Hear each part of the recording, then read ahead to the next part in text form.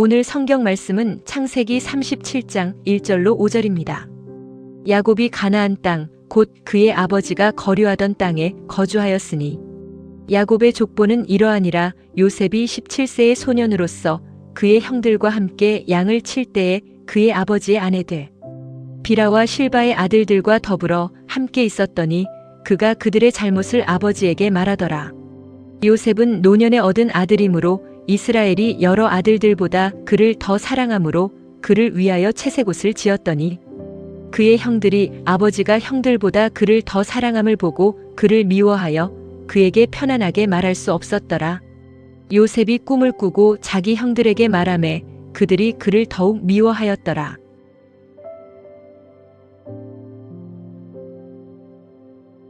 사랑하는 넥스트 처치 성도 여러분, 그리고 오늘 예배에 참여하신 여러분을 주님의 이름으로 환영하고 축복합니다. 오늘은 창세기 시리즈 내 뜻대로 안 된다 마지막 시간으로 꿈은 버려지지 않는다 라는 말씀으로 은혜를 나누려고 합니다. 여러분이 잘 알고 있는 빅터 프랭클이라고 하는 정신과 의사가 나치 강제 수용소에서 살아남은 다음에 쓴 책이 죽음의 수용소라는 책입니다. 그는 그 책에서 한 가지 깊은 통찰을 남깁니다. 사람은 단지 빵으로만 사는 존재가 아니라 의미로 사는 존재다라고 그 책은 얘기합니다. 사람을 가장 끝까지 살아있게 만드는 것은 결국 의미라고 하는 것입니다. 먹을 것이 있어도 잠자리가 있어도 살아남을 의미가 끊긴 사람은 무너집니다. 그러나 모든 것이 빼앗긴 자리에도 자기 삶이 끝나지 않는 이유가 있다. 자기 인생에 의미가 있다. 라고 하는 것을 발견한 사람은 그 사람을 다시 일으켜 세운다는 것입니다. 우리의 신앙생활도 비슷합니다. 사람은 꿈이 있어야 살아갑니다. 기대가 있어야 버팁니다. 내일이 오늘과 다를 수 있는 한 가지 가능성이 우리를 일으켜 세웁니다. 그런데 문제는 삶이 힘들어질수록 가장 먼저 흔들리는 것이 바로 꿈이라고 하는 사실입니다. 현실이 무겁고 관계가 꼬이고 길이 막히고 시간이 길어지면 마음 한구석에서 이렇게 묻기 시작합니다. 내가 예전에 품었던 그것을 너무 순진했던 건가? 하나님이 주셨다고 믿었던 그 마음은 그냥 내 착각이었나? 이제는 꿈을 말할 나이가 아닌가? 지금은 그냥 버티는 것이 더 현실적이다 라고 하는 생각입니다.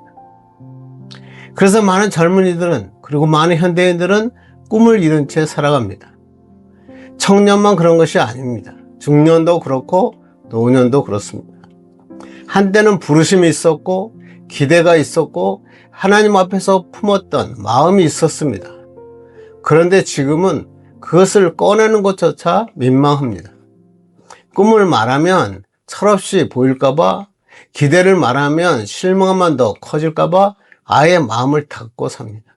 그런데 성경은 오늘 우리에게 아주 다른 이야기를 들려줍니다. 오늘 본문은 우리가 너무나 잘 아는 요셉의 이야기입니다. 특히 요셉을 두고 꿈꾸는 자라고 많은 사람이 얘기했습니다. 맞습니다. 요셉은 꿈을 꾼 자입니다. 그런데 성경은 단순히 큰 꿈을 가져라, 그러면 성공한다 라는 식으로 요셉을 말하지 않습니다. 오히려 더 깊은 자리를 가리킵니다. 요셉의 꿈은 자기 야망의 청사진이 아닙니다. 하나님이 야곱에게 주신 언약과 축복이 요셉에게서 어떻게 이루어지는가를 보여주는 그러한 기록인 것입니다. 다시 말해서 요셉의 꿈은 한 소년의 출세 계획이 아니라 하나님의 큰 얘기가 한 사람을 통해서 어떻게 흘러가는가를 보여준 것입니다. 그러므로 오늘 설교의 질문은 이것입니다. 하나님이 주신 꿈은 정말 사라지지 않는가? 그리고 꿈이 늦어질 때 우리는 무엇을 붙들어야 하는가? 이것입니다. 오늘 그 해답이 오늘 본문에 나옵니다. 오늘 본문 1절과 2절을 한번 보겠습니다. 야곱이 가나안 땅, 곧 그의 아버지가 거류하던 땅에 거주하였더니 야곱의 족보는 이러하니라.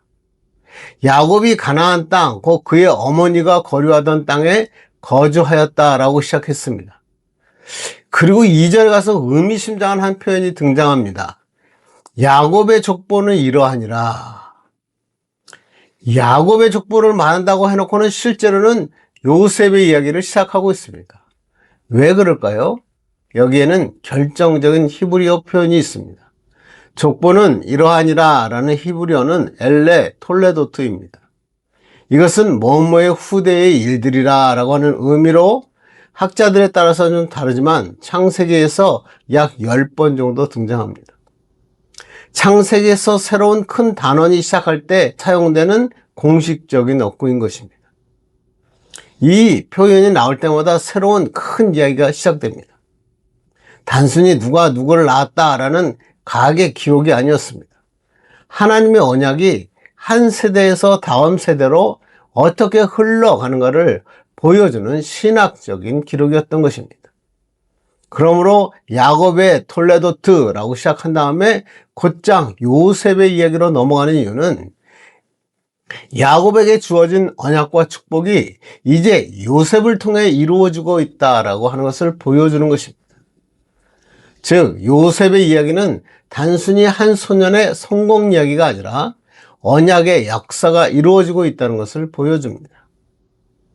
아브라함에서 이삭으로, 이삭에서 야곱으로, 야곱에서 요셉으로 하나님이 자기 백성에게 약속하신 그 큰 그림이 한 사람의 삶을 통해서 진행되는 것입니다.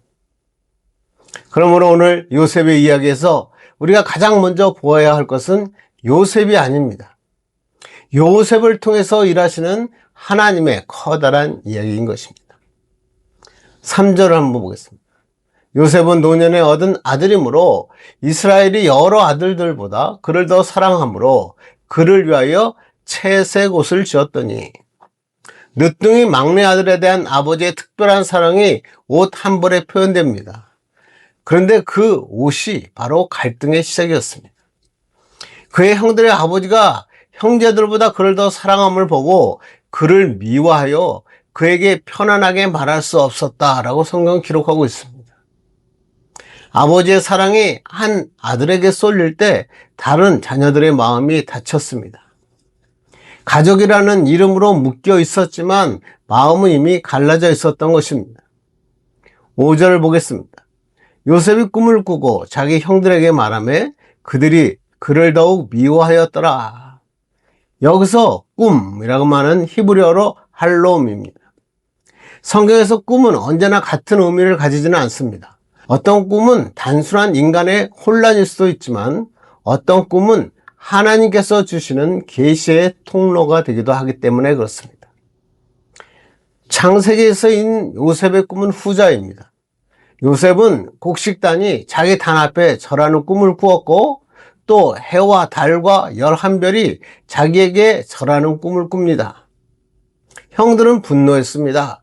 아버지는 꾸짖었습니다. 그러나 마음에 그 말을 간직했습니다. 이 꿈은 단순히 요셉의 총리가 되는 꿈 정도로 축소하지 말아야 합니다. 왜냐하면 이 꿈은 창세기 27장에서 야곱에게 주신 축복, 곧 형제들이 굴복하고 많은 이들이 복을 받게 되는 언약의 연장선 안에서 이해해야 하기 때문입니다. 다시 말해 요셉의 꿈은 요셉 개인의 영광보다 하나님의 언약이 역사 속에서 어떻게 진행되는 것을 보여주는 계시였던 것입니다. 그런데 요셉의 이야기를 보면 꿈이라는 단어보다 형통이라는 단어가 더 많이 나옵니다. 꿈보다 더 중요한 것이 형통이라는 것입니다. 형통이 무엇입니까? 하나님께서 그와 함께 하셨다는 사실입니다. 즉 요셉의 이야기는 하나님이 함께 하실 때 꿈이 어떤 형식으로 이루어지는 것을 우리에게 보여준 것입니다. 그리고 우리는 이미 그 다음 얘기를 다 알고 있습니다. 요셉은 꿈을 꾸자마자 높아진 것이 아닙니다. 오히려 더 깊이 내려갑니다. 형들에게 미움을 받습니다. 구덩이에 던져집니다. 은 20개에 팔립니다. 보디발의 집에서 노예가 됩니다. 심지어는 감옥에까지 내려갑니다. 요셉이 17세에 꿈을 꾸었는데 그 13년 동안 노예와 죄수로 고생하다가 30세에 총리가 된 것입니다. 꿈은 주어졌는데 그 꿈과 현실 사이에는 깊고 어두운 시간이 있었다는 것입니다. 이 본문이 우리에게 가르치는 것은 분명합니다. 하나님이 주신 꿈은 인간의 야망이 아니라 하나님 계획 안에서 주어지고, 그 꿈은 즉시 성취되지 않아도 하나님이 함께 하시면 끝내 사라지지 않는다라고 하는 것입니다. 그리고 그 꿈의 성취는 대개 우리가 생각한 것보다 더 깊고 더 느리고, 그렇지만 더 거룩한 방식으로 이루어집니다. 그래서 한번 오늘 본문을 통해서 하나님이 주신 꿈에 대한 원리를 한번 살펴보고 은혜 받기를 간절히 바랍니다. 첫째, 꿈은 내 야망이 아니라 하나님의 계획이다. 하나님이 주신 꿈은 내 야망을 키우기 위한 것이 아니라 하나님의 계획 안으로 나를 부르시기 위한 것입니다. 요셉의 꿈을 우리는 너무나 쉽게 오해합니다. 큰 꿈을 품으면 된다. 어릴 때부터 비전을 가져라. 하나님이 결국 널 높이신다. 이것이 완전히 틀렸다라고 말할 수는 없습니다. 그러나 거기서 멈추면 요셉의 이야기를 너무 얕게 읽는 것입니다. 2절 봅시다. 야곱의 족보는 이러하니라. 여기서 야곱의 톨레도트라는 말이 시작합니다. 즉 요셉의 꿈은 야곱에게 주어진 언약의 흐름 속에 있다라고 선언한 것입니다. 요셉의 꿈은 너는 큰 사람이 될 것이다 라고 하는 것이 아니라 내가 너를 통해 이 언약을 이어갈 것이다 라고 한 하나님의 선언이었습니다. 이 차이가 결정적입니다. 야망의 꿈은 내가 주인공입니다. 다른 사람들은 꿈의 배경에 불과합니다. 그러나 하나님이 주신 꿈은 정반대입니다. 하나님이 주인공이고 우리는 그 큰 이야기 안에서 부름받은 한 사람입니다. 그러므로 하나님이 주신 꿈은 자기의 실력을 자랑하라고 주어진 것이 아니라 하나님의 계획을 기억하라고 주어진 것임을 알 수 있습니다. 이것은 오늘 우리에게도 매우 중요합니다. 왜냐하면 우리는 하나님이 주신 꿈이라는 말을 하면서도 사실은 내가 원하는 미래를 의미할 때가 많기 때문입니다. 잘 되는 꿈, 유명해지는 꿈, 인정받는 꿈, 부자가 되는 꿈, 영향력 있는 사람이 되는 꿈. 물론 그것들이 다 나쁘다는 것은 아닙니다. 그러나 그 꿈의 중심에 내가 있으면 결국 그 꿈은 하나님의 나라보다 내 자리를 크게 만들기 위한 것입니다. 그러나 하나님의 주신 꿈은 언제나 하나님 나라를 향합니다. 하나님의 뜻을 이루고 언약의 길을 이어가게 하는 것입니다. 그러므로 우리는 나의 야망이 아닌 하나님 나라에 대한 꿈을 가지고 살아야 합니다. 오스왈드 챔버스의 주님은 나의 최고봉이라는 책에서 이렇게 말합니다. 하나님 우리에게 큰 인생을 살라고 부르신 것이 아니라 그분께 완전히 속한 사람이 되라고 부르신다라고 말합니다. 그런데 묘하게도 그분께 완전히 속한 사람을 하나님은 그냥 두지 않습니다. 그 사람의 삶을 통해서 자신의 일을 이루시기 때문에 그렇습니다. 큰 사람이 되는 것이 목표가 아니라 하나님께 속하는 것이 목표입니다. 그리고 그 다음의 일은 하나님이 하시겠다는 것입니다. 그러므로 오늘 우리에게 필요한 첫 번째 질문은 이것입니다. 내가 붙들고 있는 것은 하나님의 꿈인가? 아니면 내 야망인가? 내가 정말 구하는 것은 주님, 저를 써주십시오. 이것입니까? 아니면 주님, 제가 원하는 삶을 살게 해 주십시오. 이렇게 구하는 것입니까? 사랑하는 성도 여러분, 꿈은 중요합니다. 그러나 더 중요한 것은 꿈의 주인이 누구냐는 것입니다. 하나님이 주신 꿈은 언제나 나를 하나님의 큰 이야기 안으로 데려갑니다. 그리고 그 꿈을 품은 사람은 더 겸손해져야 합니다. 왜냐하면 그 꿈은 내 실력을 자랑하라고 주어진 것이 아니라 하나님의 계획을 섬기라고 주어진 것이기 때문에 그렇습니다. 그러므로 우리는 꿈을 점검해야 합니다. 우리가 꾸고 있는 꿈이 하나님의 꿈인지 아니면 내가 이루고 싶은 야망인지를 확인해야 합니다. 하나님의 꿈은 나의 야망을 이루는 것이 아니라 이를 통해서 하나님의 계획을 이루는 통로가 되어야 합니다. 두 번째 꿈은 사람을 빚으십니다. 하나님이 주신 꿈은 그 꿈을 이루시는 과정을 통해서 그 꿈을 감당할 사람을 빚으십니다. 요셉의 이야기가 우리에게 위로가 되는 이유는 그가 꿈을 꾸었기 때문이 아닙니다. 꿈과 현실 사이의 긴 고난을 통과하면서 하나님이 세우셨기 때문입니다. 요셉은 꿈을 꾼 뒤 곧바로 왕궁으로 간 것이 아니라 형들에게 팔리고 보디발의 노예가 되고 억울한 누명을 쓰고 감옥에 갇히는 13년의 기간을 보냅니다. 꿈은 분명했는데 현실은 정반대처럼 보였습니다. 이것이 우리에게 참 중요합니다. 우리는 하나님의 꿈을 주시면 곧바로 길도 열리고 사람도 주시고 반응도 오고 형편이 나아질 것으로 기도합니다. 그런데 성경은 그렇게 기록되어 있지 않습니다. 오히려 하나님이 주신 꿈일수록 더 깊은 광야를 통과하게 하실 때가 많이 있다는 것입니다. 왜냐하면 하나님은 꿈만 이루시는 분이 아니라 그 꿈을 감당할 사람을 함께 만드시기 때문에 그렇습니다. 요셉이 만약 17에 바로 총리가 되었다면 어떻게 되었겠습니까? 아마 교만했을 것입니다. 상처를 처리할 힘도 없었을 것입니다. 형들을 용서할 그릇도 되지 못했을 것입니다. 그런데 하나님은 구덩이와 노예 생활과 감옥을 통해서 요셉을 빚으셨던 것입니다. 그 시간이 헛된 시간이 아니었습니다. 인간의 눈에는 지연 같았는데 하나님의 눈에는 준비였습니다. 우리도 마찬가지입니다. 우리는 하나님이 꿈을 주시면 곧바로 길이 열리고 사람이 붙고 반응이 오고 형편이 나아질 것처럼 기대야 합니다. 그런데 하나님이 주신 꿈일수록 더 깊은 광야를 통과하기 때문에 그렇습니다. 왜냐하면 하나님은 우리의 꿈만 사랑하시는 분이 아니라 우리를 사랑하시기 때문에 그렇습니다. 그래서 그분의 꿈을 이루시기 위해서 그 꿈을 빚을 사람, 즉 우리를 먼저 빚으십니다. 이 시각이 광야의 시간을 완전히 다르게 해석하게 합니다. 광야는 하나님의 꿈을 잊으신 시간이 아닙니다. 오히려 그 꿈을 통해서 우리를 준비시키고 빚으시는 가장 좋은 깊은 시간입니다. 우리의 눈에는 지연이지만 하나님의 눈에는 준비였습니다. 우리의 눈에는 낭비처럼 보였지만 하나님의 눈에는 우리를 빚으심이었습니다.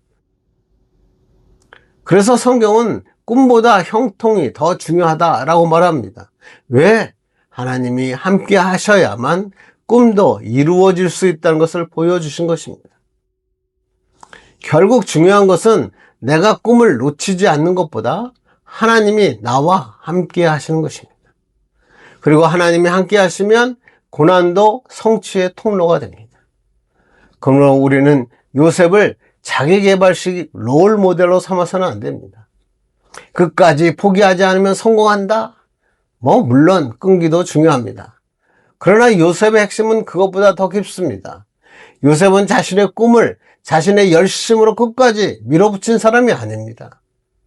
하나님이 함께 하셔서 하나님의 때에 하나님의 방식으로 드러나게 한 하나님의 꿈의 사람이었던 것입니다.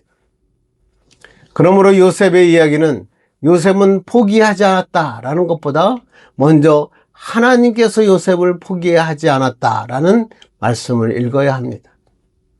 그래서 성경은 여호와께서 그와 함께 하셨다라고 강조합니다.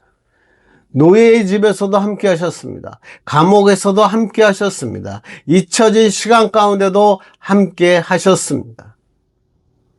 요셉이 끝까지 사라지지 않는 이유는 그가 강해서가 아니라 하나님이 함께 하셨기 때문입니다.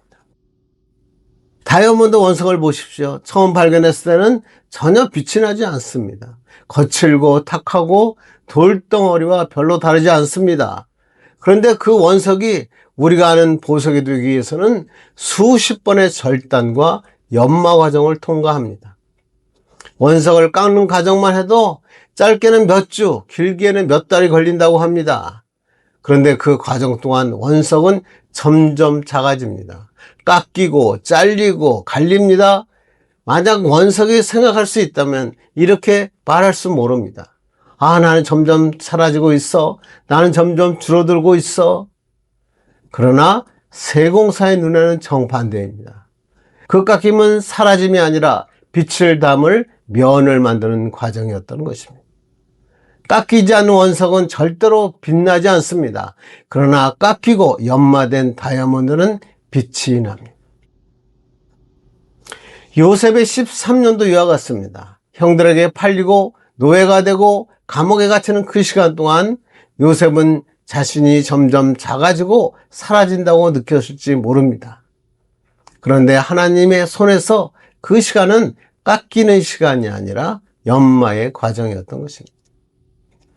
그 연마를 통해서 요셉은 형들을 용서할 수 있는 그릇이 됩니다. 한 나라를 다스릴 수 있는 그릇으로 빚어졌습니다. 여러분의 지금 이 시간도 마찬가지입니다. 여러분이 자꾸만 나는 줄어들고 있다, 나는 사라지고 있다 느끼는 그 시간이 실은 하나님께서 여러분을 깎고 연마하셔서 더 큰 빛을 담을 그릇으로 만들어 가시는 시간인 것입니다. 그러므로 사랑하는 여러분, 지금 여러분의 삶이 꿈과 정반대로 가는 것 같아도 너무 빨리 포기하지 마시기 바랍니다. 지금은 노예의 집 같고 감옥 같고 잊혀진 시간 같을 수 있습니다. 그러나 하나님이 주신 꿈이라면 그 시간까지도 하나님의 손 안에 있습니다. 하나님은 우리의 조급함처럼 꿈을 빨리 보여주기만 하시는 분이 아닙니다. 그 꿈을 이루는 과정에서 우리의 자신을 새롭게 하시고 하나님의 사람으로 만들어 가십니다. 그러므로 꿈이 늦는다고 해서 실망하거나 포기하지 마시기 바랍니다.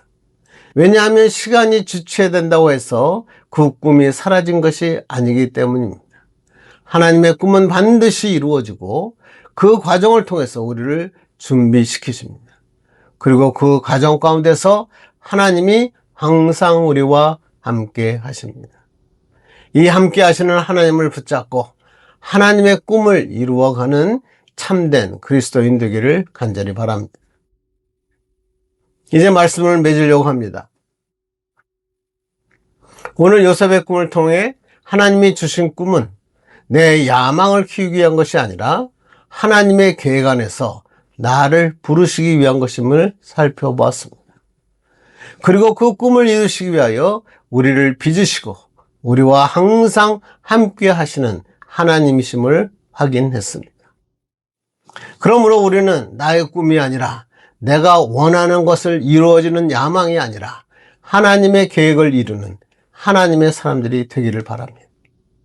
그리고 그 과정에서 어려움이 오더라도 이것을 하나님께서 나를 준비시키는 것을 믿으시기 바랍니다.